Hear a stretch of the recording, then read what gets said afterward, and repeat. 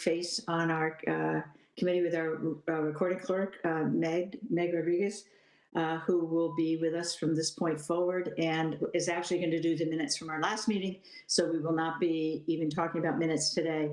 But we welcome you, and I'm sure Patrick is really excited to be off the hook on that at this point, but we really have appreciated everything he has done to help us with a whole lot of things, but taking minutes being one of them.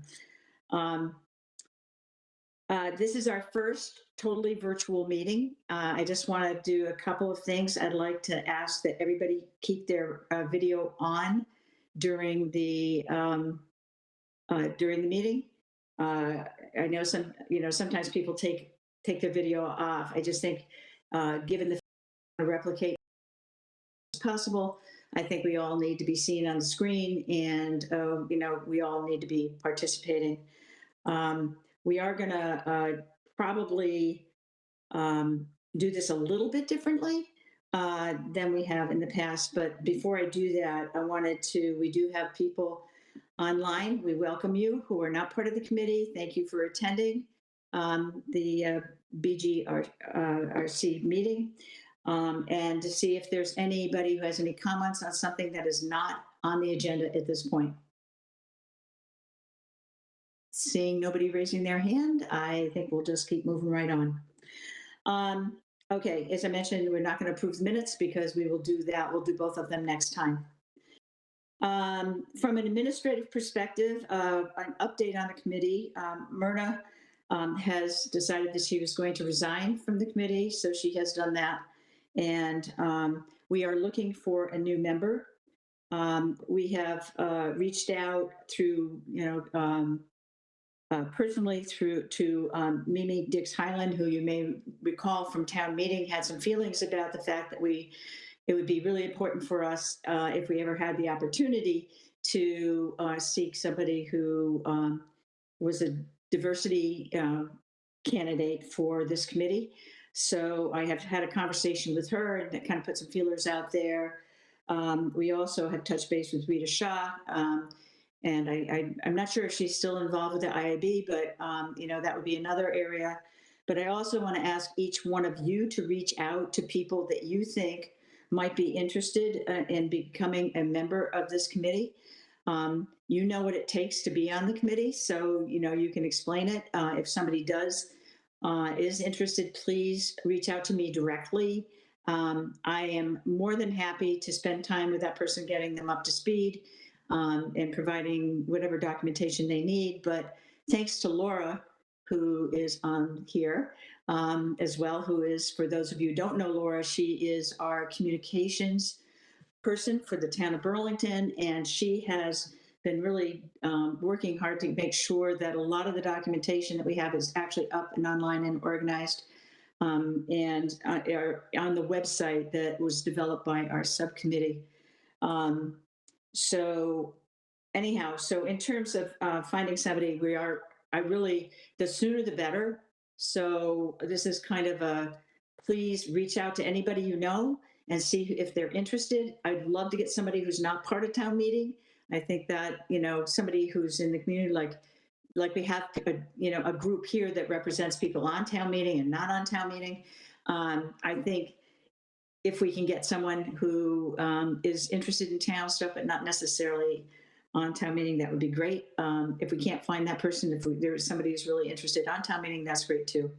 But this is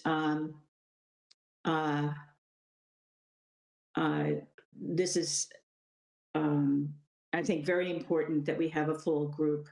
And so, end of my commercial, but please get in touch with me if you can think of somebody. Okay, subcommittee updates. On the town survey, as you know, we got it approved by town meeting, and I'm very grateful to all who helped support us in that request. And we have had our first kickoff meeting as a subcommittee last week. The group decided that they wanted to invite the Collins Center survey group in to represent their proposal to us, and we have that scheduled for the 17th. at 4 o'clock, which I will put that agenda up on, send it in so it can be posted. But and it's going to be a Zoom meeting. So that's underway. Any other updates in terms of just from your subcommittee?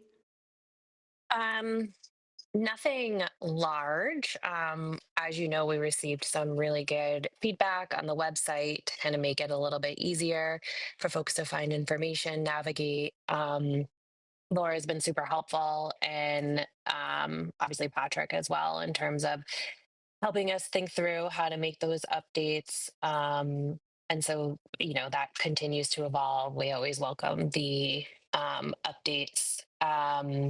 No update yet on the first postcard mailer. Okay. Okay, great. Thank you very much. Um, let's see. Next is, I think we're getting into the discussion. Jack has not logged in. I'll send him a text and just make sure that he hasn't run into any issues. Um, but I think we need to, kind of move forward. So, what I'd like to do on this is going to be a little bit different, mainly because we are, 100% virtual this time. Is that the Collins Center is going to be presenting um, and walking us through the town administrator slash town manager, whatever we end up calling this role, um, the roles and responsibilities. As a reminder, they started with the language that is currently in the bylaw in terms of the role for the town administrator, and then have put that into the format for a charter, have made some suggestions and recommendations, and we're going to be talking through those.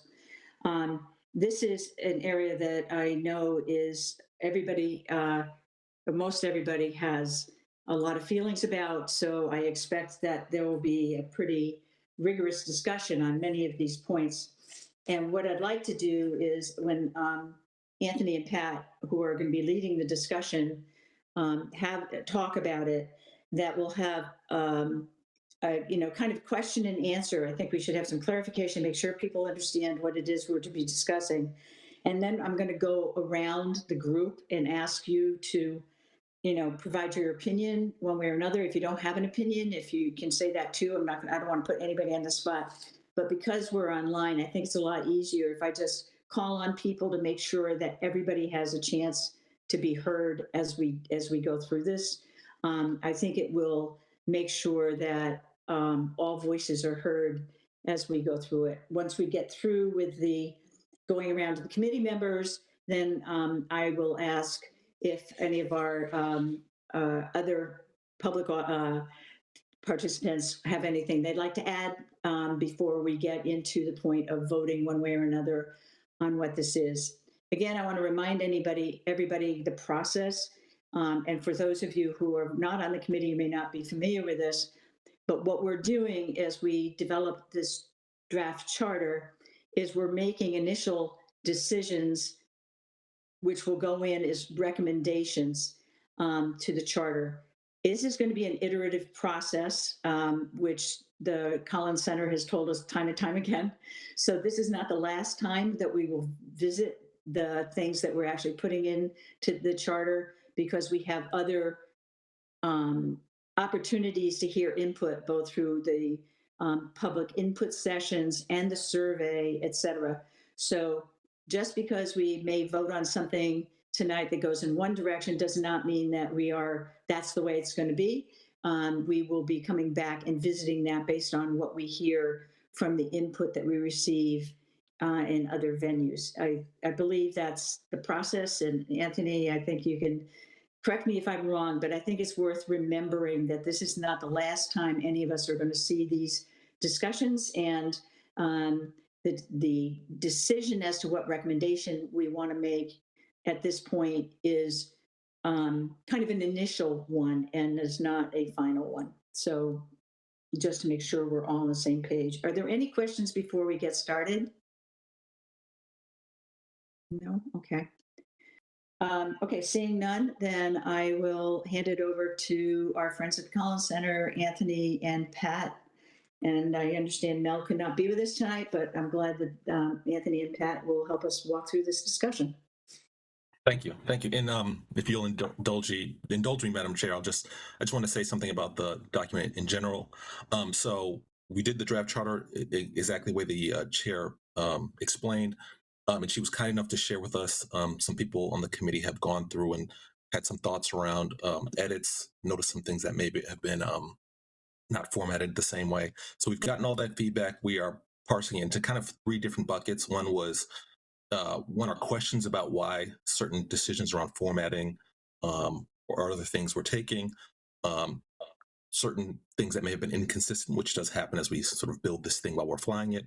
And then third, there were some questions around actual substantive policy questions that would actually come back to you as a committee to decide on the direction you want the charter to go. So we're going through them. We're going to probably present that in the next time we're before you, some of that feedback along with the corrections and the explanation around why some structural decisions are made.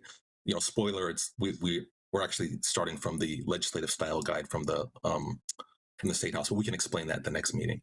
So all that feedback is very useful for us, and we do use it when we're looking at it, even though you're not going to see it at this meeting, but you'll see it in the future one. So for this discussion, as we're continuing to go through the town administrator section of the charter, what I'll do is we're going to go through. There are one question at a time. What I'm going to do is I'm going to provide some context that's sort of beyond what's in the memo, and then I'll put the question on the screen for the group to debate. So starting with question one,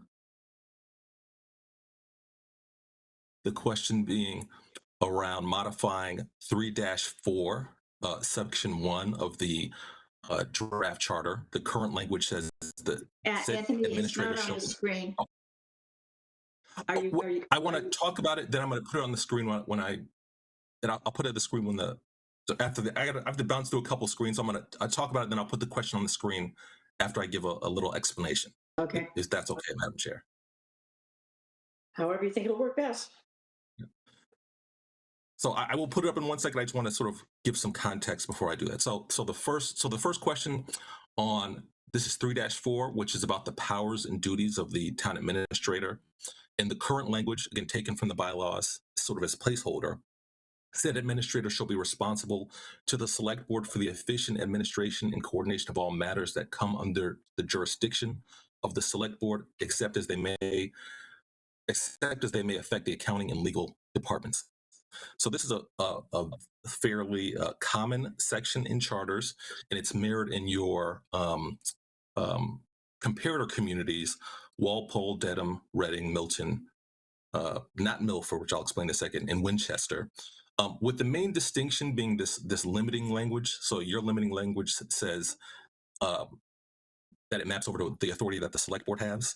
In most other communities, really in all of the comparator communities, it says it's limited by as authorized by the charter, bylaw, a vote of town meeting, or a vote of the select board. And so that's what the proposal is. The outlier being Milford. So Milford, they do not have a charter, and they don't have in their bylaws anything expanding the role of the town administrator. They refer to Mass General Law, Chapter 41, Section 23A, which really defines the town administrator as being an executive secretary for the select board. So that's a very sort of confined role for the town administrator. And then sort of looking big picture, what this section does, it's really a sort of broad umbrella for the town administrator's authority, basically saying that they're the chief administrative person for the town. And there are other sections of the duties and responsibilities which go into more detail. So you can keep the select board authority or limitation, but it's not common. It may not actually reflect the authorities that you place in the hand of the town administrator as we build out the rest of the charter. So I'll stop here. If there's any questions or discussion, and what I'll do is I'll share the question as it appears. Oh, for some reason I've lost the ability to share.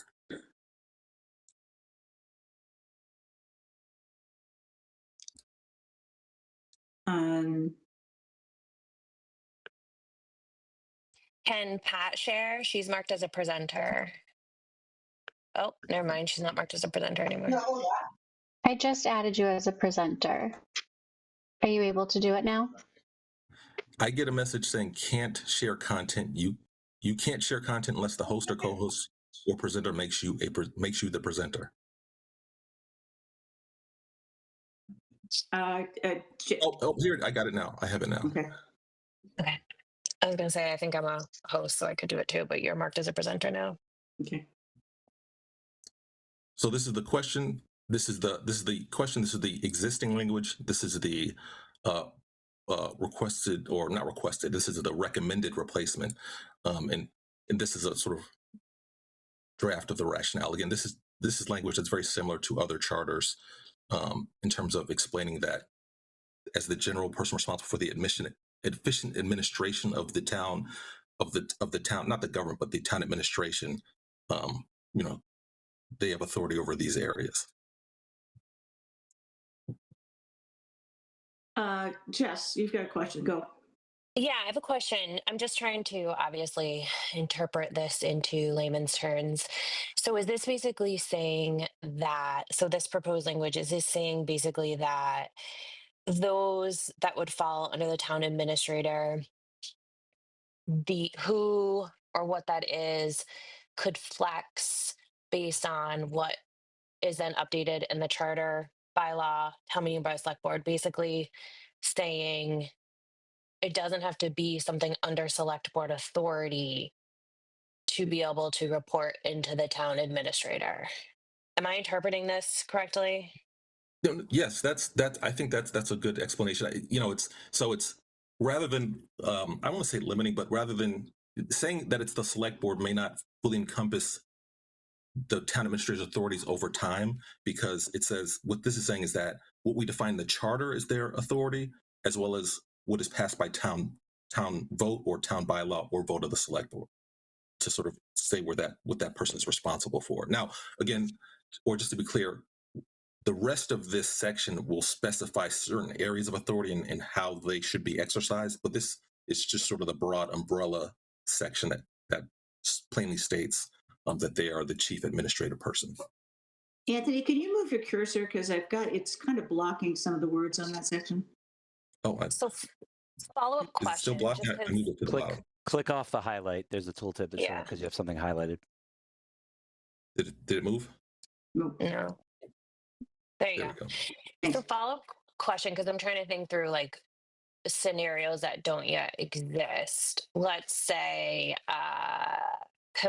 a new committee established by town meeting. Would it then behoove town meeting to say whether that would live under, like, could they be like, well, this one we actually want to be under the purview of town administrator? Like, I guess, like, how does this set up for future flexibility based on something that doesn't exist yet? Does that question make sense? I think I'll do my best, and Pat, feel free to chime in here if I understand the gist of the question. So there's a couple things which aren't necessarily shown on screen, which is there's another section for the select board, and the section under the select board states that the select board is the appointing authority for committees not otherwise specified in the charter or by town bylaw. So if the town meeting had a meeting and it decided to create a committee and it didn't specify the who appointed it or things of that nature, that would actually come under the authority of the select board to appoint. However, if the town meeting voted to create a committee and it said, here's who the appointing authority is and here's who they are reporting to, or I guess maybe publishing their report to, or something of that nature, that would not be inconsistent with the charter. That would be the town meeting has the authority to create a committee and then specify who it reports to, whether it's by bylaw or just by vote of the town meeting. Okay, thank you. So Anthony, just make sure I'm following up on what Jess is saying. This is not authorizing this. This is not saying that the administrator has additional responsibility in any sort of specific way. It's just saying that if we go forth and and say there are certain things that are going to come under the town administrator that don't come under the select board, it's allowing that to happen. Is that pretty much just general language as an enabling thing in case we move forward? That is correct. So it's in a couple ways. So the charter we're going to go through the charter and specify certain responsibilities for the town administrator. So that's one. Number two, the town meeting can vote to give certain responsibilities to the town administrator if it wishes, either by vote or by bylaw. In the select board, if there's something under its authority that it thinks is better handled by the administrator, it can vote to give that to the administrator. And so that just clarifies that these are the sources of the administrator's responsibilities.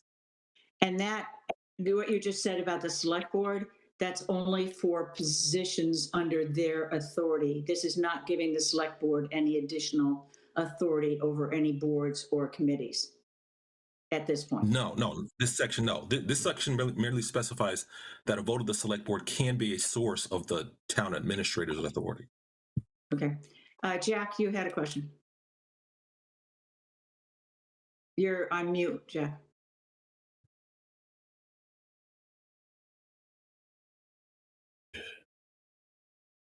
Okay, I'm just wondering, in the first sentence, it says shall be responsible. Do we need to put in to whom, or they're just responsible to themselves? So the administration shall supervise and be responsible for the efficient. Do we need to say to whom they're responsible? In your comparator charters, well, I think the short answer is I don't think it's necessary. You can if you want. I don't think it specifies in the other charters, or I know for a fact it doesn't specify in the other charters it doesn't say to the select board or anything of that nature. You can if you want, but I wouldn't say that it's needed. Okay, this language is basically opening the preparing for other things. It seems to be making some assumptions that the administrator has additional powers beyond what the present language is. Am I reading that correctly?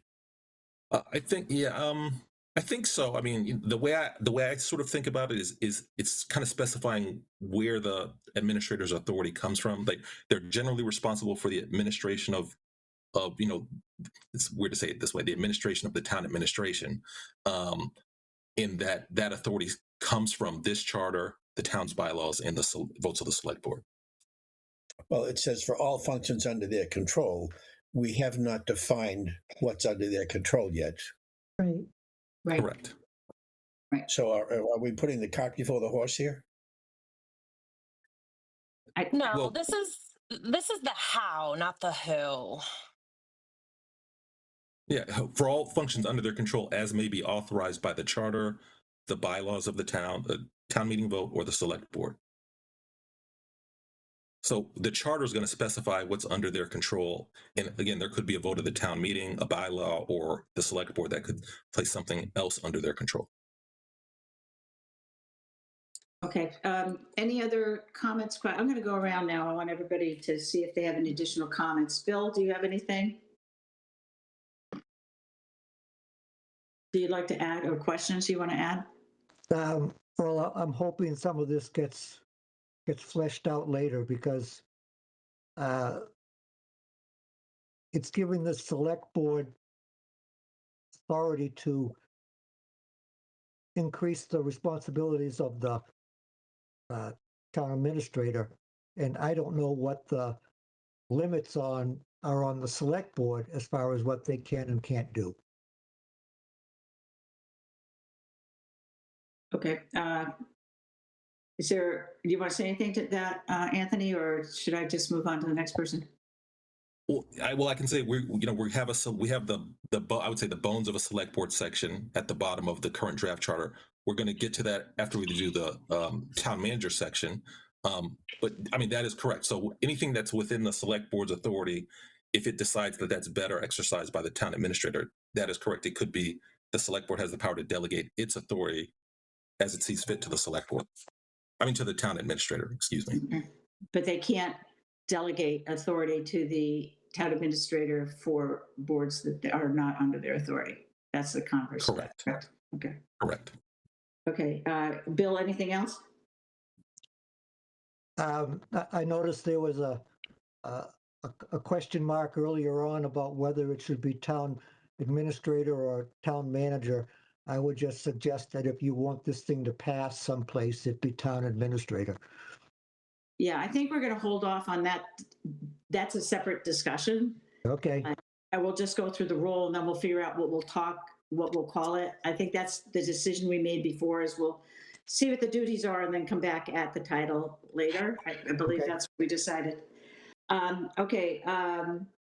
Let's see. Matt, any comments, questions on this first proposal? Seems straightforward to me. Okay. Thank you. Nikki? Yeah, I don't think I have anything. My question was going to be your question, Betsy. And it feels like this is just laying the foundational framework rather than outlining specific duties. It's just sort of the broad description of what the role is responsible for. So I'm good with it. Okay, thank you. Eileen?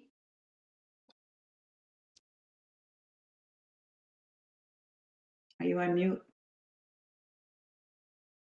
Eileen, are you on mute? I can't see you at the moment. Hold on.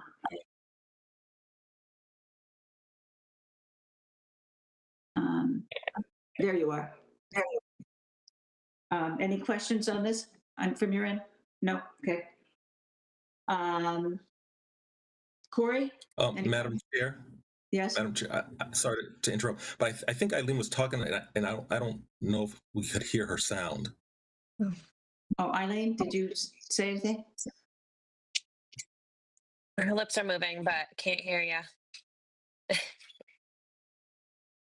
I can't hear you. Hold on. I don't know why we can't hear you. She's unmuted, so it might just be she needs to adjust the microphone settings on her computer. Yeah, we can't hear you. And I know you have stuff to say.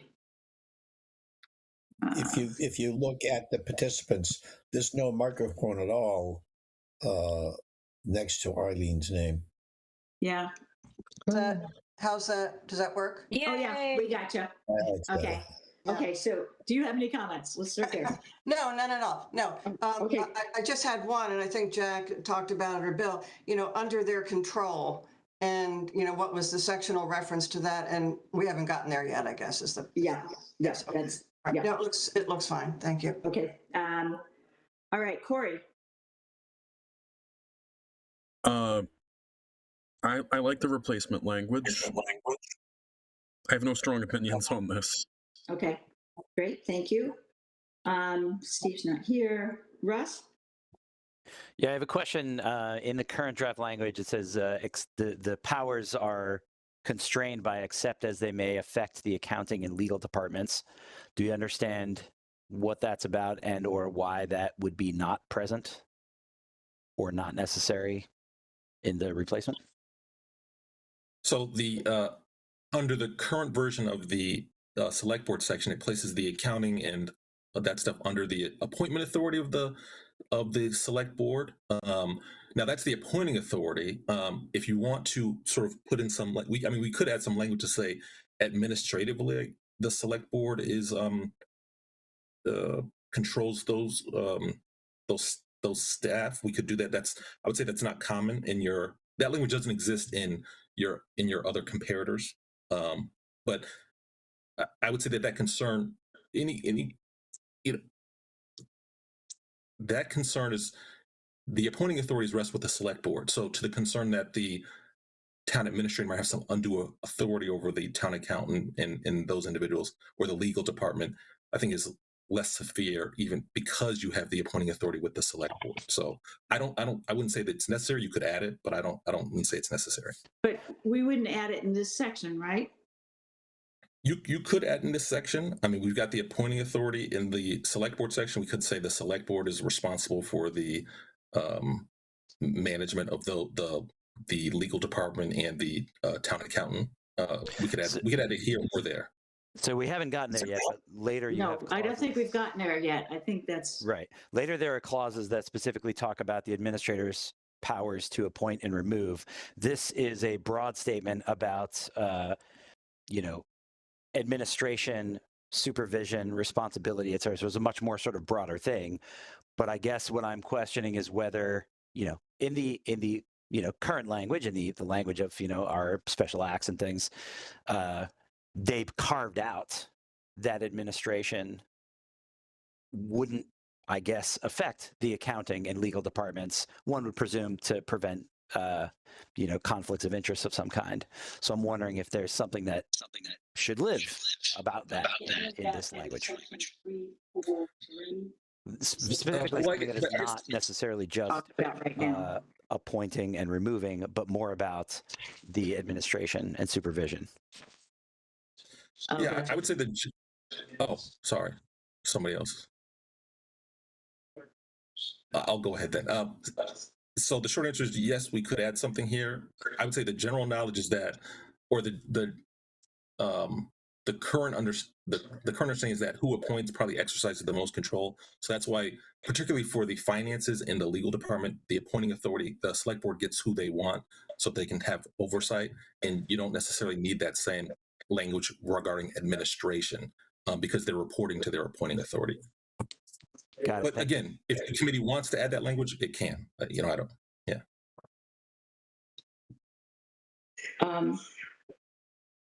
Russ, any further comment from you? Nope, that was it. Thank you. Okay. Jess? No others from me. Okay, and me,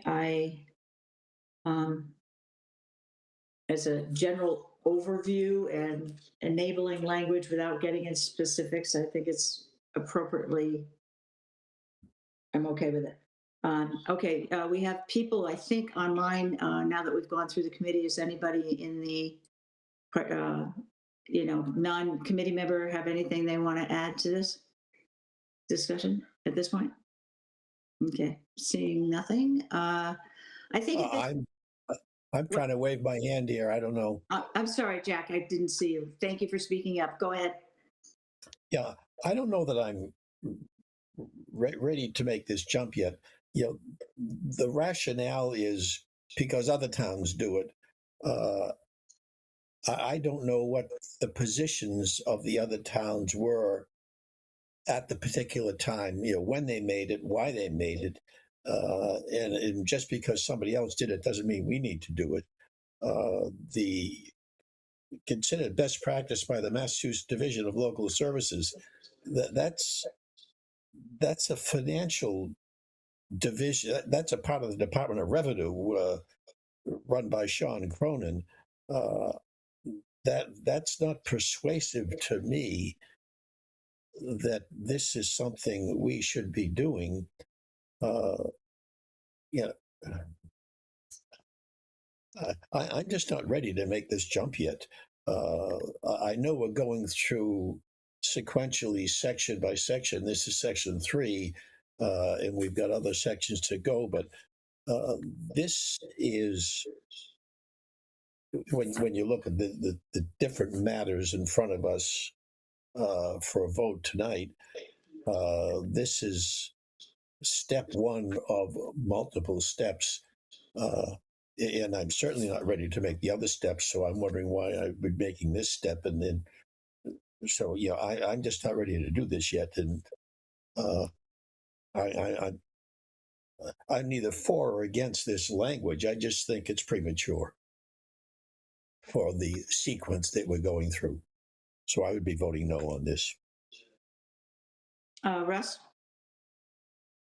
Yeah, one way when I look at this, I look at this almost as like a clarification where if you read the current language, administrators shall be responsible to the select board for the efficient administration and coordination of all matters that come under the jurisdiction of the select board. So, we think of our org chart thing, and we think of all the different, committees, employees, functions of the town, et cetera, that fall under the select board.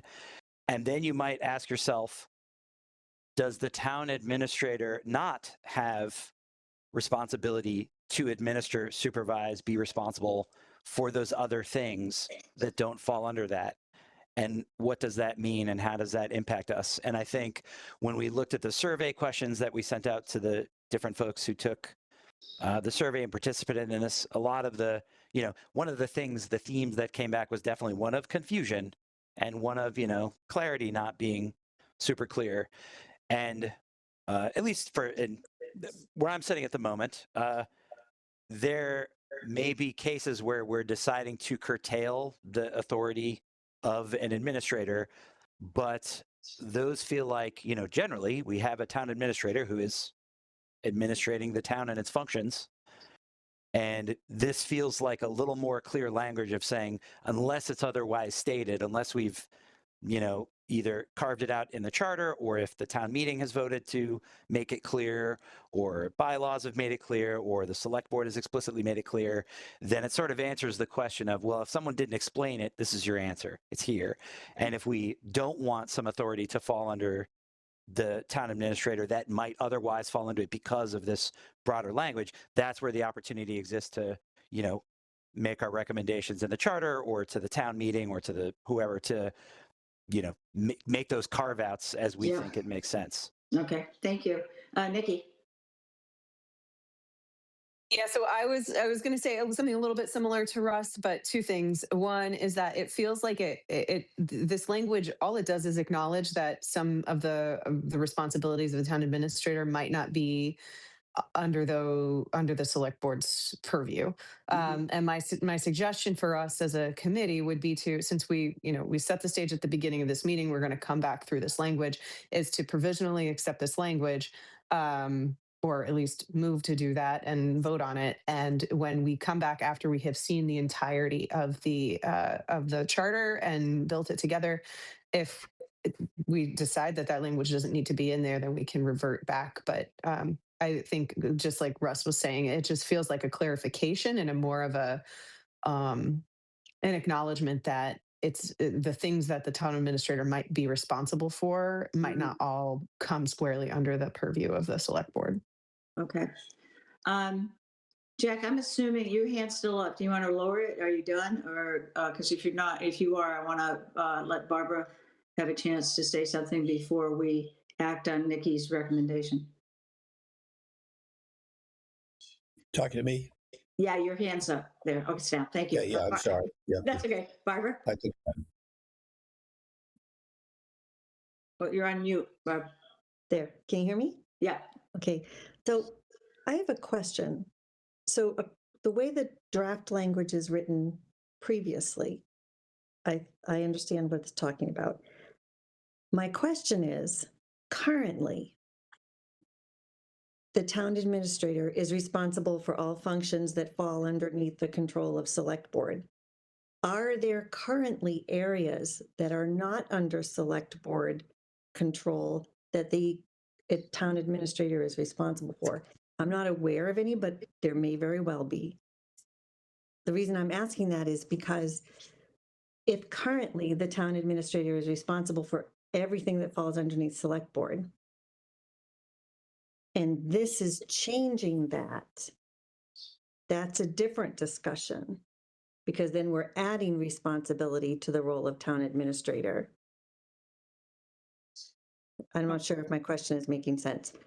Are we changing what the town administrator is responsible for with this statement? I think going back to Russ's, and I will let Anthony speak to this, but my understanding is this is not changing anything, but should we want to change something as we go through this, it's enabling language that will allow that to occur. And Anthony, I want you to comment on that. And so if we change nothing changes, but it allows up to that. Yeah. So then in a way, it's kind of hard to know what this means until you get to the section that I don't think you've even hit yet, which is about select board responsibility. Is that correct? Well, I'm sorry, that's Go ahead. No, please, you're the expert. Yeah. So Barbara, in I would say you're not far off the mark. I think I understand your question, and you're definitely not far off the mark. So, um, the charter or this section of the charter, Mm-hmm. this committee will go through and it will talk about the authorities that it wants the town administrator to have. So one of the duties of this body will be to place, again, we're talking about the executive function of the town government, place dividing those responsibilities between the select board and the town administrator. So that is part of the process that you are going to engage in the drafting or the creation of the charter. We've got a section on the select board, we've got a section on the town administrator, and you're going to divide the executive authority of the town amongst those two entities. This particular section, this particular paragraph, I'm sorry, doesn't specifically enumerate any powers or authority. It merely states that the town administrator only has the power and authority that we give here in the charter, but the person or the position may accumulate some additional authority based on a vote of the select board or town meeting or bylaw. Okay. Can we add to that? They may accumulate, they may have authority taken away as well via a bylaw, vote, etc. That's correct. I would sort of just add to that. A bylaw vote couldn't take away any authority that's in the charter, but if a bylaw, for example, let's say the select board has some authority, and then the select board gives it to the town administrator, and then later it doesn't think they should have it, that the town meeting or the select board could rescind that vote or revisit the vote in some way. But anything within the spheres of town government that exist, anything that's within that sphere, they could, through legislation, give it to the town administrator or take it back, so long as it doesn't conflict with the charter. Okay. I think, Barbara, are you okay for now? I have deep reservations, but I'm going to just say let's move on for now. Yeah. And I think, Nikki, you made a recommendation. You want to repeat that again, please? Yes, I guess I'll just make a motion that we approve this language provisionally, pending final review after the charter has been completely established. Okay. Second. Alrighty. So I'm going to go around and ask people to vote. Yes or no. Okay. Bill? No. Matt? Yes. Corey? Yes. Nikki? Yes. Jack? Jack votes no. Okay. Steve's not here. Russ? Yes. Eileen? Yes. Jess? Yes. Betsy? Yes. So that is 1, 2, 3, 4, 5, 6, 7. Yes, and 1, 2. No, is that correct? Okay. Okay, let's move on to the next discussion point. Okay, I'm going to stop sharing for a moment. So the next points are questions on 3-43. This is the appointment authority. I broke it down into parts A, B, and C. What I'm going to do, just for the purposes of conversation, I'm going to talk about this holistically, because I think that sort of makes it easier to understand, hopefully, and then I'll put the questions back on the screen individually. But let me just talk about it sort of holistically at the moment. So this section is about the authority of the town administrator. A couple of things that are I don't want to say unique, but a couple things to just be aware of as you're thinking about it or looking at it in 3-4. Or I'm sorry, 3-3 and 3-4. So there's the ability of the town administrator to appoint department heads, officers, and employees of the town, and then it has a provision on appointing statutory boards and committees. Again, in your select board section, from your vote at the last meeting, you have the select board with the authority to appoint members of multi-member boards and committees in the select board. So that authority is now with the, based on the current voting, is now with the select board. So that sort of last sentence isn't relevant unless you want to sort of revisit that decision. And that actually impacts 4, which I'll get to in a second. But just sort of, I know that can be a little complicated, but just be aware, like, you've got 2 different kind of appointing authorities in 3. One is the appointment of basically staff, and the other is the appointment of, without enumerating them, members of statutory boards coming from under state law that are appointed rather than elected. And again, under your current language, that's in the select board section. So putting that to the side, if we're talking about the appointment authority for staff, and I'm going to just put this in the context of your comparator communities. So 3 of your comparator communities are more permissive in terms of the town administrator's appointment authority, and I'll just explain what that means in a second. And then 2 of them have the same or something similar to the appointment authority as your current, as the current language. And then 1 community, Milford. Again, Milford is kind of the outlier. They don't have any language granting the town administrator any greater authority than an executive secretary, so that town administrator has no appointing authority currently. So I'll go through the similar language to what you currently have. So Walpole, if you look at the Walpole Charter, 4-3, Section A, the town administrator has appointing authority of town staff, with the exception of they cannot appoint or remove the employees of elected boards. Again, that's similar to what you currently have. And Winchester, the town administrator has appointing authority for members of staff of the community, except for the language it uses is persons serving under elected agencies.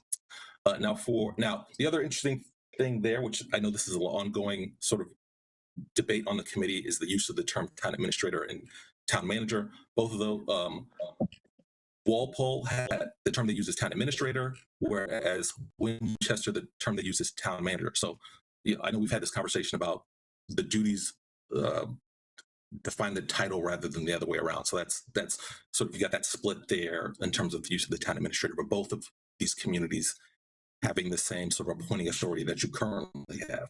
Now, more permissive communities, Dedham has the ability to appoint the town manager has the ability to appoint department heads and staff if those staff members are report to a board or committee or assist a board or committee. The town administrator must consult with that board or committee prior to the appointment or removal of staff.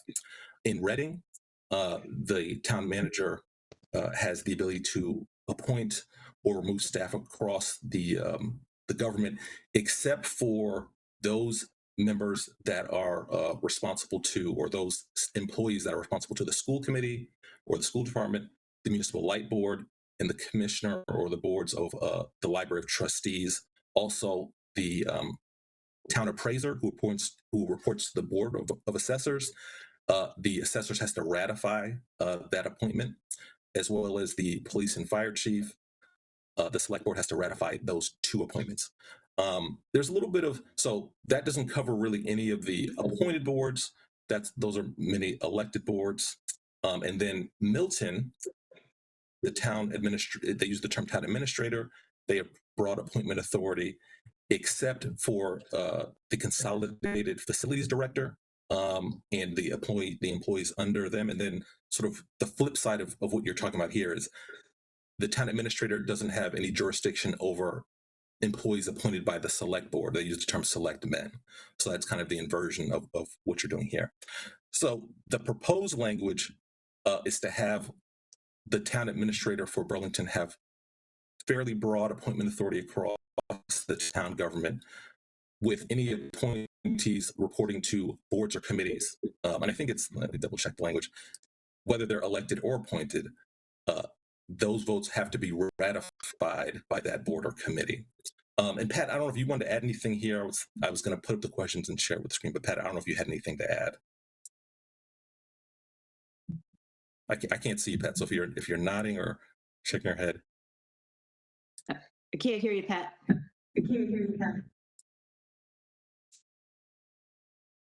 Still can't hear you. There's something wrong with your sound.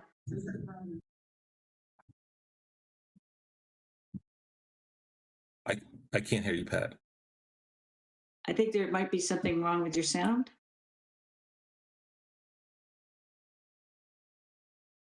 Okay. So I'll move on. So I'm going to put the questions on the screen. There's three questions, and I'll just walk them real quick. I present them in sort of that consolidated format because I think that makes more sense. But a couple things. So the current language has the jurisdiction under the select board. So if you want to sort of this would expand that jurisdiction. I mean, all employees of the town. I think the exceptions will be the school department, which we'll do in the school department section. But aside from those, all of the or whatever other ones you want to call out. But generally speaking, without any other exemptions in the charter, staff report to the town administrator or through the town administrator. And questions around multiple years. Now, the other thing that I think when I reread the memo isn't as clear is that all of the charters where the town administrator has appointing authority, there is a recommendation that the select board ratify those appointments, again with the one exception. So that is something that's in section 4. I'm sorry, paragraph 4, which in the current language is confusing because it's got appointment authority for both boards and committees. But if you wanted to apply to employees, we'd recommend taking that last sentence, the ratification, along with a time period for the ratification to happen, usually 15 to 30 days, and include that as a last sentence in paragraph 3. So I know that's a lot. I'll stop here. Can you go to the first one, Anthony? Because I think I want to start there. I think, and this is one where I know that there are a lot of people with a lot of opinions on this. I'm going to go around and ask each person on the committee, and I'm going to go in order that I have here, and ask everybody to comment. If you have a comment, I want you to share it. If you don't have a comment, that's great. But I want to make sure everybody gets heard from on this, because this is a very important part of what we're deciding, we're discussing. It's kind of like the meat, if you will. So if we're looking at the first one, this is the wording where what they are, Collins is proposing. And again, just to be clear, we look at benchmark communities, not necessarily that we're going to mimic everything they do, but it's good to be informed by what the comparable communities are doing, and it's actually part of what the objectives are that for our group. So it doesn't mean we have to do it. We don't have to be mimics of them, but it's good to be informed by that. So just to kind of put that out there in case there are questions. So I'm going to go around and ask people for comment on this particular provision and what's being proposed here. And if you could comment on that, if there's any other suggestions you want to make, let's kind of get that out on the table now. Nikki, I'm going to start with you. I don't have anything to add. Okay. Matt? Nothing else to add. Bill?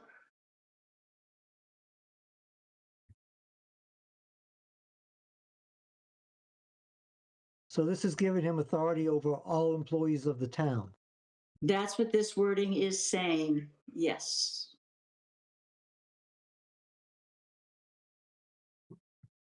I don't have a problem with that. You do. It doesn't distinguish the schools, right?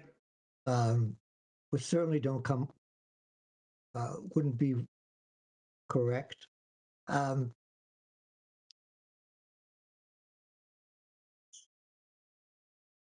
don't know. It's giving him authority over people who report to different boards. I have the way it is worded right now, yes.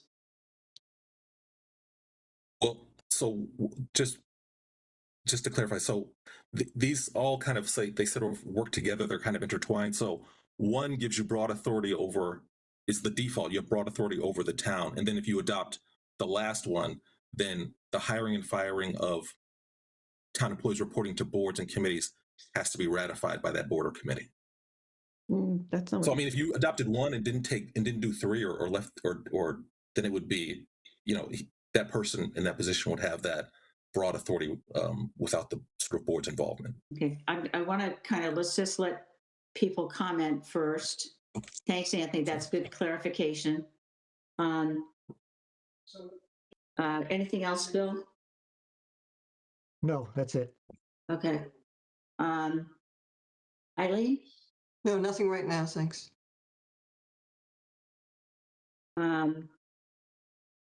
Corey? Same story here. Okay. Jess? No concerns. Okay. Steve's not here. Russ? Yeah, I think a thing that we saw in again, a bunch of the feedback, and again, the things that sort of are interesting and what's worth considering is, specifically for the employees of the town who report to a board, it's sort of like we're trying to outline the powers of the town administrator somewhere else. The boards that are elected or the boards that have been formed that are outside of the select board's, direct lineage. The question is, if those boards end up with employees and things like that, then how does that mesh in with the authority of the administrator? And in my mind, that raises all those questions of the other elements of the town administration that the administrator themselves are directing or organizing. We've talked about things like HR. We've talked about things like, budget policies and all those kinds of things. And so, at least in my mind, it makes some sense to figure out a way to make that clearer to people about, if someone misbehaved on the job, who handles that? How does that get handled? If they're any employee of the town, one would imagine there would be a clear pathway to answer that question. I think the other side of it, maybe to speak more to concerns that Bill has raised, is, the whole point of having an elected board is we want to make sure that they have some amount of power and authority. And maybe that's where further sections come in, where is it enough to, limit the authority of the town administrator by making it an advise and consent role, or flipping it the other way around. Maybe the town administrator can't appoint someone without the approval of the board, but that's only touching on having people join, appointment and removal. There's the other question of, once they're appointed and they exist in whatever role position they're in, how are they functioning? And that's where it feels like, okay, maybe having them align under the administrator does make sense, so that the administration is consistent across the town. So, I'm interested in more discussion on this topic. I don't know all the answers. I'm new to all this, but there's some of this that makes sense, but I'm interested in making sure that the right checks and balances and that the right spirit of why these boards exist and have separations. I want to make sure that the spirit behind those things lives, even if we help to clarify some of the confusion that goes on. Okay. Thank you. I'm actually having a hard time getting my arms around this. The idea, the wording here is that we'd remove the words employees coming under the supervision of the town in 3.43. The select board. And it would infer here that everything comes under the town administrator without any reference to the role that a board or committee have. I think it's confusing. It's like, if you have to go into to sections down below to figure out what happens there, it feels like they shouldn't be separated. It feels like if we're giving authority, we need to say, with the exception of whatever it is we come to there, if there is an exception there. So I think this blanket statement is concerning. And I don't know whether it makes sense to just put all of those things together so that it is clear. But if somebody's just reading this section, it would appear that, that the administrator has kind of can appoint and remove and do anything they want with all employees of the town. And I don't know that that's something I feel comfortable with. So I'm not sure how to reconcile that, Anthony. But Betsy, or Madam Chair, I apologize. Just a clarification. A, B, and C are all supposed to be changes to one paragraph. So those are all going to be things in one paragraph, not separate sections. So how would that paragraph read? If A, B, and C are adopted, what would that paragraph say? So you are, I'm bouncing through a couple screens here to kind of get me to sort of, so it would be, said administrator shall appoint and remove, subject to Chapter 31 of the general laws, all department heads, all officers, and employees who come under, I can't remember if it's who come under the jurisdiction of the town or who are employees of the town. And then again, if you adopt, let me see, I'm looking at, if you adopt C, then it would say, then there'd be another sentence in that paragraph that says, no department head, officer, or employee reporting to a multi-member body shall be appointed or removed by the town administrator without prior approval by majority vote of that body. And I don't think as I'm rereading this, I don't think the memo's stating this fully, but we'd also recommend deleting 4, but taking the last sentence of 4 and making it part of 3. And so that would read specifically related to town employees.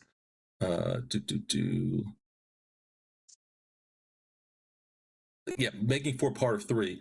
Name, we'd have to change it, but it would be employees appointed by the town administrator must be submitted to the select board, and that they have to have a meeting within 15 days, and that appointment will become effective after 15 days unless the select board votes to reject such appointment. So that's for all of the other employees outside of the other boards and committees. So you're proposing that get removed? Is that what you're saying? That be merged with 3. So if if we do A, B, and C, the paragraph would say, in general, the town administrator has the authority to appoint and terminate, if you will, all employees of the town. If they're employees of an elected board, the board has to give their approval in order for that to happen, that they couldn't terminate somebody on an elected board staff, for example, without the approval of the elected board. And that if it's an appointment, are you saying that the select board has to approve an appointment on an elected board, or are you saying you're striking that and they don't have to do that? Yeah, what it's meant to read, again, I don't think the memo actually clearly conveys this. What it's meant to say is appointments by the town administrator outside of the employees that report to an elected board, the select board can reject those appointments within 15 days. Outside of an elected board? Correct. Okay, that's pretty important thing to make sure it's clear.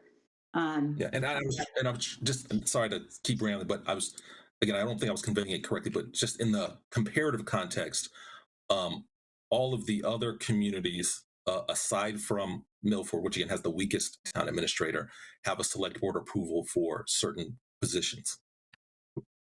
And I would just say the most common ones are department heads. And we do currently. Correct. Yeah. So the major change here is that for elected boards and committees, the town administrator would have, what you're proposing, the town administrator would have the ability to recruit or terminate, but only subject to the approval of the elected board. Is that a correct statement? Yeah, I'm trying to, I apologize, I'm trying to make it simpler. So if the employee reports to or works for one of the elected boards, then that board has to approve or reject, or has to ratify prior to the appointment or prior to the removal, that employee's appointment or removal. And then for all other employees that are within the town administrator's ambit, which are, again, all other town employees with exemptions we'll have later in the charter, the select board gets an opportunity to reject them. Okay, and so to Bill's point, we need to write in here someplace, right, that the schools are not included in this? So there's different ways to do that. I always find this is my recommendation. You don't have to take it, but I always recommend, because I think it looks the cleanest, is when we get to those sections, because the school department will have a section in the charter, and it would usually say something to the effect of they're exempt from section 4-2 or 4-3 with the town administrator's authority, the school. So we usually work that into that section about that department. I guess I would vote that we need to be very clear, and we should, if we're exempt, if we're taking it out, we should put it in the section so we don't get people who are going to get confused or get upset. So if somebody's exempted as we go through, I think it should be in there. But Jess, you have a comment? I was going to say, especially because the language we have in there in the draft language, we have accept, or we have accept the town accountant, treasurer, collector, and town council. So I feel like we can just add it into that sentence because we already are clarifying some exemptions within this paragraph that we might as well add them in here too. Oh, okay. The recommendation was to remove those, but I mean, where I didn't see that in the memo. So yeah, it's probably so let me see. So the all it recommended was removing the words employees who come under the jurisdiction of the town. So yeah, so B was was meant to sort of so those appointments are now under the select board, so it would have been to delete that language. But we can, again, you can keep it in if you want. We can do that. Yeah, I guess the last section 343 in the draft charter. That is not that. The last sentence in that is persons appointed by the administration to any statutory board, committee, or commission must be a resident and registered voter of the town of Burlington. That's the last sentence. Right. Can you hear me now? Yes. Wonderful. I'm sorry to jump in. If I may, I just wanted to add that when we were looking at that sentence, as we said, this is the language that you have now. Talking about this residency requirement in this section regarding staff seemed like it didn't make sense to put that in there. Yes, so part of the recommendation of deleting that last sentence is to take that out, and we've actually talked about putting it down below when we talk about appointment of boards rather than having it included in the staff, because I just think it's confusing to have that break where you talk about residency requirements for boards in the same paragraph that you're talking about appointing staff. Sure, but I think that's a separate thing other than what we were just discussing. I was mentioning that we already have in the paragraph. So right before that sentence in the proposed charter, there, at the end of the first sentence, it currently says, the current draft charter says, said administrator shall appoint and remove, subject to chapter 31 of the general laws, all department heads, all officers, employees who come under the jurisdiction of select board, except the town accountant, treasurer, collector, and town council. And so I was saying we already have an exemption language, so we could add school in that sentence. But then Anthony just said, well, the recommendation was actually to remove that exemption sentence, but I want to clarify that's not the recommendation. The recommendation is to remove the line about someone being a resident registered voter of the town of Burlington. Yeah. We're going So back up in the memo to what we talked about a little bit earlier, was changing that language. Yeah. So Not, what? but not the exemption language. Okay. yeah, let me. Yeah, and this is again. This is we'll fall on the sword for that one. So we would recommend removing that because it's addressed in the select board section. Having said that, if you want to keep that exemption language and then add a list of exempted positions or departments, you can. But we usually would sort of compartmentalize it to keep it simple. But I have heard and I do understand the thing of stating it clearly where it exists. So that's the Yeah. committee's decision. Yeah. Yeah. But and I guess what you're saying is that we are deleting the local must be resident registered town voter. I think it is, for me, I don't know about anybody else, I'm finding it difficult to get to the point where we can actually vote on this until we see what the resulting language would look like. So if we agree with removing the part about people who are appointed must be registered voters of the town, and if we put the part about the boards, the elected boards. I mean, what does this? What are we saying? I feel like it's unclear to me what it is we would be agreeing to here, because this is all one section, as you said, it's all one section. What you can do without adopting is you can. I guess I'm hearing this is we can maybe table this and we can actually write it up. We can write this full section up rather than doing it in pieces like that for you to vote on. We can write the full section up, bring it for the next meeting, or send it to you for debate the next meeting, so that you can see what that full paragraph looks like. So we can do that with the understanding that that exception sentence that Jess was talking about will be there, and that the school department will be added to that sentence. If that makes sense to the committee. So you're not adopting it, but we'll get instructions to do a consolidated paragraph for your consideration. That would be helpful. Yeah, Pat.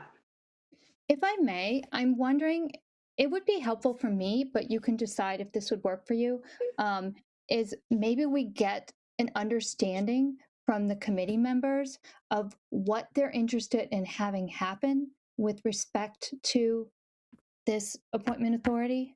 That might be helpful as we craft the language, even if we don't have the exact language to vote on.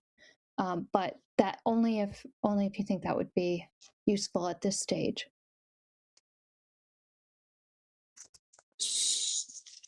So the question would be, Russ, you had your hand up. I should let you go.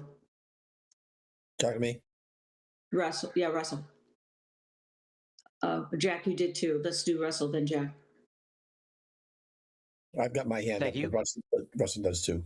Thank you. My suggestion is kind of what Pat was just suggesting, where we're going to ask the Collins Center. So number one, I agree. I would like all of the language consolidated in one clear statement. Obviously, it would be hard for them to craft that statement if they don't know what our intention is. And so that's where I agree with Pat that we should probably just have the discussion around the specific, the conceptual changes that are being proposed, and then decide on whether we agree on that or not, and then let that become one piece of language that we can then see all in one place, nice and together, because I also have lost the plot with A, B, and C and the different things, so that would be helpful. Jack?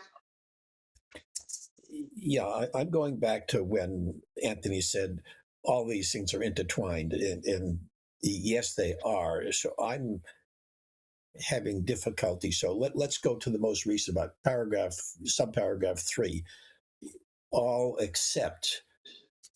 Now, if we create a new position 3-5 years from now that we don't want under the town administrator's control, we have to go change the charter. So why, it may be difficult, but why don't we put the list of what the town administrator has control over rather than what the town administrator doesn't have control over because of the possibility of creating a new position down the road? But wouldn't that create the same problem, Jack? Because if we then a position comes comes about that's not listed, then the question remains of who they are accountable to. Yes, this is getting difficult to juggle. Let me move back to we haven't gotten yet, but the appointing authority. If it says the town administrator appoints but has to get the approval of the independently elected board. If the independent elected board has a candidate, the Board of Health has someone they want to appoint to fill a position, the town administrator has to put that name in and say, this is who I want to appoint. Do you approve? If the town administrator won't put the name of the person that Board of Health wants, then you've got no appointment. So in essence, the town administrator at that point has veto power over the independent elected board's choice. So you're saying the town administrator puts this, and then the independent board says yes or no. So if the independent board says no, then you have a vacant position, unless and until the town administrator puts in the name of the person that the independent board wants, you've got nobody. So I'm having trouble fitting these pieces together. Nikki, do you have your hand up? Yeah, it was a half an hour ago that I put my hand up, so it's hard to remember what my comment was. I do agree with Jack, and I wonder if termination authority is by veto power, but not appointment authority. So we'll put that over here. What I was going to say is that I'm recalling the conversation that we had with John Denizio, who's the current town administrator. And I know that that's one individual who's currently in the role, and we're trying to set ourselves up for the future of the role. So I don't want to over index on what one person has to say. But he was essentially saying that your any disciplinary process, termination procedure, anything like that has to go through HR anyway, which has to go through the town administrator. Or something to that effect. I'm not quoting directly. So my sense of the under the jurisdiction, or where did it go? Replace of the town, right? Instead of just those who come under the jurisdiction of the select board. I feel like clarifies the fact that any supervisory or disciplinary action would go through the town administration channels rather than the board. And I know, Betsy, you had mentioned as well the sort of danger of having elected or appointed boards administering staff when they aren't necessarily trained in HR and they're volunteer boards and things like that. So that's a lot of different things that came to mind as we were having this discussion. Mm-hmm. Yeah. If I may, one other thing here, the definition section we left in the draft says we'll fill it in later. So we don't have a definition of multi-member boards. What is a multi-member board? Anthony? No, that is correct. I mean, we can visit it. We can provide some options for. We usually fill that in after we've completed the charter, but we can do that now. We can either provide options, or if you want to. I don't want to distract. The question is there a standard definition? Does it include elected boards and appointed boards? What is it? All of the above? What is generally? I would say it generally includes all. Multi-member boards means all boards. Okay, thank you. That answers that question. Generally speaking. Okay. Russell? So bottom line, I'm uncomfortable with this proposed language because I think it leaves too much open. I think rather than clarifying it, makes it more ambiguous to me. Yep. Any? Sorry, am I clear? Yeah, go. Okay. I think the question, the issues that were raised again with Mr. Dinizio and with the survey feedback definitely indicated there was, soft rails, soft answers to these questions. And these are, lots of different angles on these questions with respect to sort of how these various employees work when they're not explicitly under the select board, hierarchy. And so I think the question would be present today where for the boards that are elected boards and have employees, how do we, how is it today that they are appointed and or terminated? So that's one question I have that maybe someone could illuminate me on. And how does that mesh, in their daily administration, in their general function, in their communication with other staff in the town? Those are all things that feel like, at least to me, they feel like it would make sense to, maybe it means actually constraining the power of those elected boards to appointment and termination, but making it clear that once they have been appointed or terminated, or however they've acted to get someone involved, then how do we impact them with policy, but not necessarily with daily administration, daily running, that sort of thing. That's the question: is where are those powers defined now? I think they're not. I think that's what makes it confusing to people. So I think this is an attempt to clarify the lines, and you're right that it will mean, yeah, if we draw lines one way or another, it means we have to think about how groups or individuals could take advantage of those things. Jess? So the second part of what Russell was saying is what I was going to say as well, in terms of from the discussions we've had, with guests, as well as through the survey, as well as just what I've heard from folks in various organizations within town government, is that it just was super unclear of like what is the process for hiring and firing. And I went into this thinking, oh, there is no clear existing process. Come to find out, there is actually a process that everybody's supposed to be following. It's just not widely known or well adopted or written down. And from all the discussions and I think research we've done, at least what I've concluded is what is kind of outlined here is what's supposed to happen. And that's, I think, kind of, a lot of the goal of this charter isn't necessarily to like change everything that's going on. It is to understand what is going on, what's supposed to go on, what keeps us from getting sued as a town, and then really kind of codifying that in the language to just make it really clear to people. And so my conclusion of this language is really helping to codify that language around what is supposed to happen so I that it know. is really clear for these processes. Right. I just a comment, and then Barbara, I'll get to you. I do think that we need to take a look at the language that would clarify what we're really meaning here in one package. I do think that we heard loud and clear in the stakeholders survey we did about silos.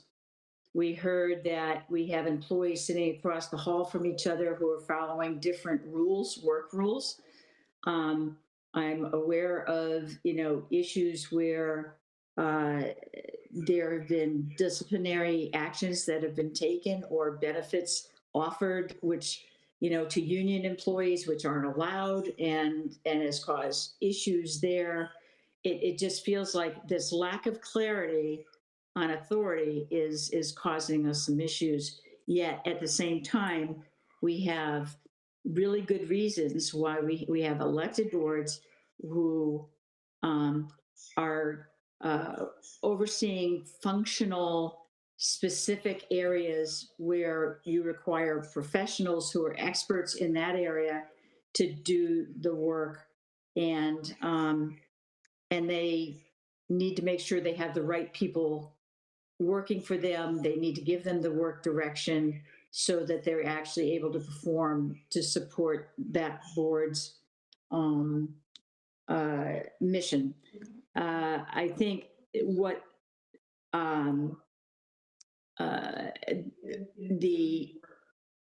what's breaking down for me is that I feel like the role of the elected board needs to be clarified in this, in terms of setting work direction and the veto power over hiring and firing.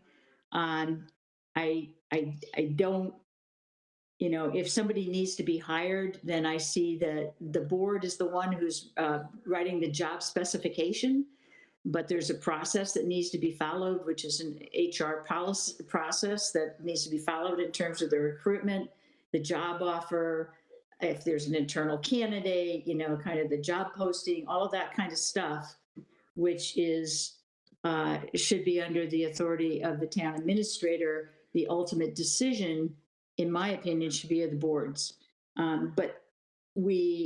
So I think we've danced around a lot of this, but I think we need to see it, and before we can make a determination one way or another, whether we agree with a change to this section from what it's currently written, and then we can figure out whether it makes sense to address the issues that we know exist. So I don't feel we have enough information to actually make a decision, but I would like the Collins Center to kind of come back. And I hear you that you want us to give a direction, but I think you're hearing a direction in the course of the discussions here about where the conflict is. Barbara, I know you have something you want to say. I think unless any other board, one of the committee members has something they'd like to talk about, I'd like to hear from you. I think The only raised her hand. The only other thing I was going to add there, which I don't know if we need to answer for Collins Center to write said paragraph, was the conversation around the deletion of somebody having to be a registered voter or resident. Yeah. I think I agree that is something we should probably. I don't think that's a contentious issue on that one. Eileen, I know you have something to say. Sorry. So, looking at the current section 3, it talks about said administrator shall appoint and remove. So nowhere else in here it talks about removal.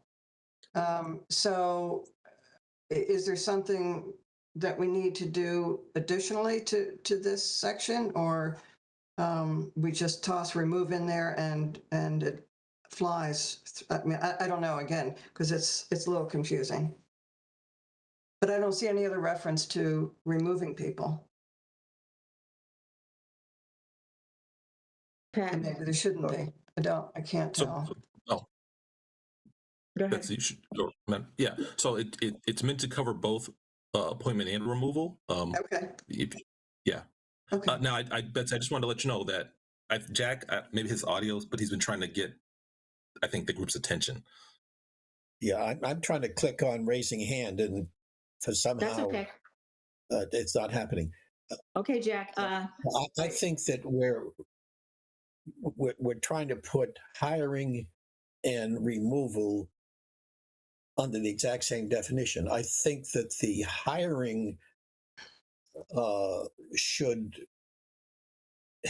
for the independent elected boards and what have you, the independent elected board should have the final say on who's hired. But once the person is hired, the HR policy for discipline purposes should be across the board, should be the same for everybody.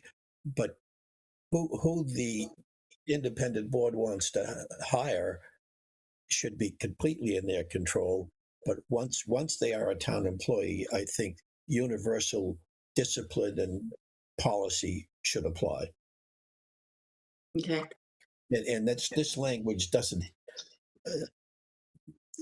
I don't see it working with this language. Okay. So that gives some direction. Thank you. For the next. Russ, do you have your hand up? Or is that from before? Sorry, I keep raising my hand and not the mute button. I would like to motion that we take a quick poll of the committee. Wait a minute, with Barbara. respect to. Yeah, With Russ, respect. let's hear from Barbara first, because I told I've been waiting a long time. Well, that's okay, Barbara. I want you to know that, as I said in the beginning of the meeting, the members of the committee are going to speak first. Okay, I'm fine with that. But I don't want you to go ahead and make a vote before No, we're not going to make a vote until you do. So, Russ, I'm going to let you hold on to your recommendation, and let's let Barbara speak first. So I agree with the description that Betsy gave. That made a lot of sense. It's actually very, very similar to how things work today. But what I was hearing in the document, and again, I don't have that in front of me, I only have the memo, so I just had to listen to what Anthony was saying. That did not match, in my mind, what Betsy was saying. And in fact, was a dramatic change, I think. And again, I don't have it in front of me, so I really am looking forward to seeing that language once it's tightened up. But it concerned me. I felt better when I heard what Betsy said. So I hope that's the direction that you all are going in. I also had just a couple of quick questions. From conversation, it sounded like you may already have voted on the section that relates to select board. And I was wondering where I can get a hold of that document so I could read that, because this obviously is all connected. So I don't know how to get a hold of that, but I would like to. And the other thing is, when you were talking about the hiring and firing with elected boards, I've heard it sort of described two different ways. One where the elected board is selecting their candidate, and then it sort of goes to the town administrator for the sort of final okay. And then I've heard it said almost the other way around, where the town administrator is selecting the person and it goes to the board for ratification. I don't know which way it's being written up. So I'm confused as to what you're suggesting for that. So, sorry. Just two comments. One is on the select board. We haven't finalized that. Oh, okay. I don't believe we. I misunderstood. Thank you. Yeah. Okay.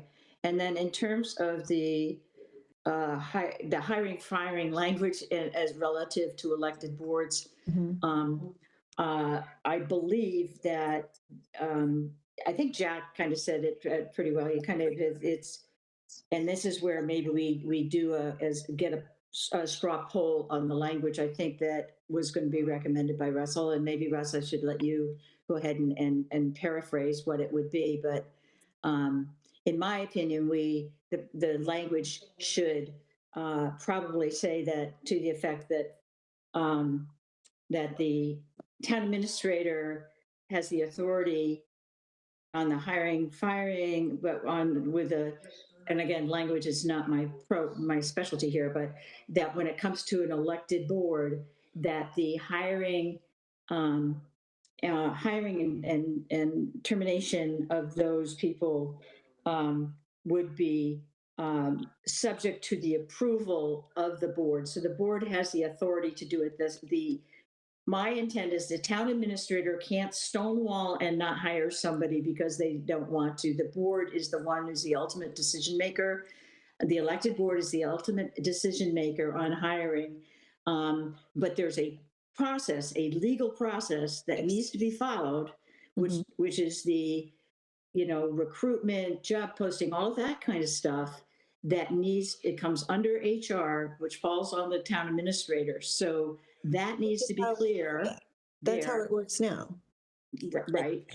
And so I want to make sure that that's the kind of language that I would propose that we put in here, but that the town administrator officially has that authority to do that, because right now it's not clear And because, and then the ongoing, following the human resource policies, the technology policies, as we talked about, everybody, once they're hired, has to follow them. Unless they are part of a union contract that says something different, or and again, the schools have their own deals, so we need to exclude them. That's the kind of language that I would propose that we put in this. Betsy, can I jump in, or Yeah. can I? Yeah, just with some clarifications for the committee. So at your last meeting, you took a vote on some preliminary, that's sort of Betsy stated when the meeting started, some preliminary sort of stakes in the ground for the charter. So the charter that was distributed over the weekend, and maybe I can share my screen so you just be clear what I'm looking at. So this was the charter dated February 6th. So this committee already voted to make sure I share this right one. So you already voted to modify. So this is the town manager section or town administrator section, and you already voted to include this paragraph 5, which talks about the town administrator administering the human resources policy for the town. That includes the personnel policy and some other things. You also created or voted to approve a section here around. So that's paragraph 5. So that was that's in section 2. Point what? No, that's 3.4 paragraph 5. Okay. And so that talks about the HR policy, and it doesn't specifically say the posting of jobs, but the HR policy would cover those things. This section specifies various responsibilities and duties of this position in a sort of a enumerated fashion. So the power to appoint and remove is different than the authority to enforce or apply the human resources policy. It's kind of, I think the simplest way is like where the buck stops, like who is ultimately legally responsible for the decision. So now, again, you're the policymaker, so you ultimately make the decision. In some communities, there is a concern, because human resources and personnel has gotten so complicated that they want to make sure that it's in the hands of the majority of it's handled by professionals. Oftentimes, elected boards, well-intentioned individuals who care about the community, don't necessarily have that. So there can be some friction if people feel that the authority is split across different appointing authorities. Where the flip side is, and you guys already kind of talked about this, is not wanting power consolidated in one place. That's often why, whether you use the language consult with or have it ratified by, that's often why that ratification or consult with language is in there, so that we have designated the person who is legally responsible, if that it's done right, and which sort of where the buck stops, but also making sure that input is involved in the process. The only other thing I'd sort of add here, and again, these are all the committee's decisions, just around, there is a worst case scenario in which somebody has this, you give them these authorities and they do the thing wrong. That is possible. However, if you get the right person in, or you have somebody who's doing everything right, if there's things that you would have liked them to do, but you don't empower them to do, they're not going to. So, the sort of bad person or bad employee, that's always sort of out there. You're hoping that ultimately it's your select board's job to sort of choose a town administrator. So you're hoping that they're trying to choose the right person and then taking actions against them if they're not doing it right. But the flip side of sort of legislating that in the charter is that you may handcuff someone to not do the things that you may want them to do. But again, those are balancing act that you have to do as a committee. Yeah, Anthony, I think first of all, we're not going to be talking about the individual. We're just actually talking about the role right now. So I don't want to sidetrack us by going into that part.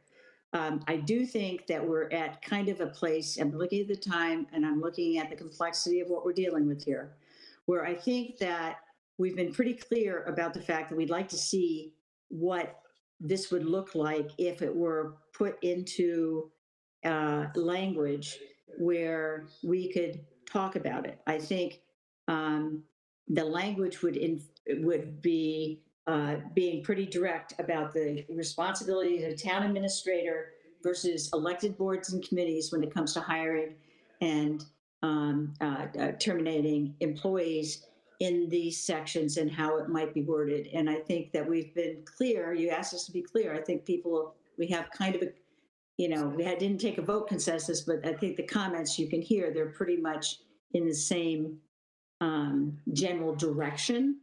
And I think based on what you heard today, I think you probably are in a good position to come back to this committee at our next meeting and propose language, and obviously you'll do it before the next meeting, where you'll send us the next version of the charter, which has all of the changes that we had sent to you that we needed to make. The stuff that you didn't get a chance to make on this February 6th version, plus proposed language. Oh, crud, my battery's running off.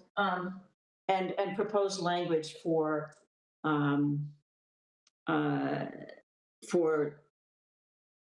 us to consider at the next meeting about this section. I don't think we're going to resolve anything at this point, and it's almost 8:30, and I just want to make sure that we get through all of this. So I guess I would suggest that we table this for now and come back to the language that you will send into us based on this, what you've heard. And then we can continue this discussion at the next meeting. I would support that and make such a motion. Okay, guys, I'm going to go around and ask everybody. Bill? Yes. Okay, Matt? Yes. Corey? Yes. Nikki? Yes. Jack? Oh, you Yes. Russ? Yes. Eileen? Yes. Jess? Yes. Yes. And me, yes. Okay. I think let's call that it for tonight. I thank everybody, both committee members and participants who are non-committee members, for sharing this. I know this is tough stuff, and it will continue to be tough stuff, but this one in particular is one that I think is one that is particularly difficult. So I thank everybody, and I'll send out, we'll have the agenda for the next time, and I'm going to ask, we'll get together with Anthony and Pat, and we'll put together a draft that we will get out to you well in advance so you can all go through it, and it'll have all the corrections in it that you had suggested that we make, and then we can go from there. So I have a motion to adjourn. So moved. Are there any objections? No? Okay, great. Thank you very much. I appreciate it. Have a nice night. Thank you. Thanks, everybody. Good night. Good Good night. night.